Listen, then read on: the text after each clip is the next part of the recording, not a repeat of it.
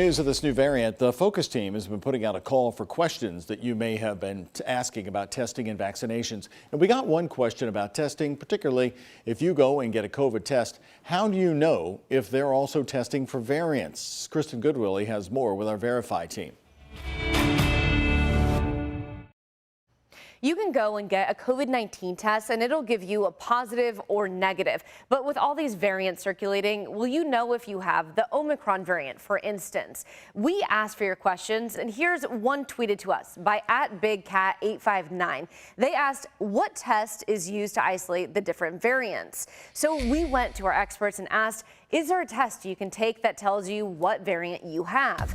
Our sources for this Verify are Dr. Leslie Wolf with Louisville Metro Health and Wellness and Kentucky Governor Andy Beshear. So let's start with the tests. There are 3 options for testing. The most common tests indicate if someone is positive or negative. These are the tests you get at drive-up locations or through your doctor's office. A portion of those positive tests can be run through detection technology that determines if a positive case is a known variant or not.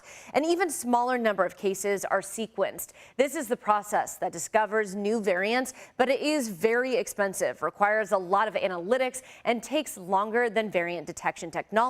Here's Governor Andy Beshear's response to this question. For us, we already sequence a certain number of cases of samples, no matter what. That gives us an idea of what's out there. But for a person who takes a test and is positive, it's important that they call their doctor. But those healthcare providers are going to be in the best position to notice if your case seems different and if they need to get a direct sample to get it sequenced. So we can verify that no, there is no specific test we can take that determines what variant you have.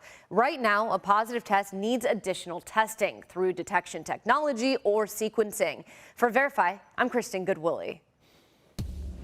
Don't forget, if you have a question you want verified, send it to our entire Verify team. They'll look over your question. Verify at WHAS11.com.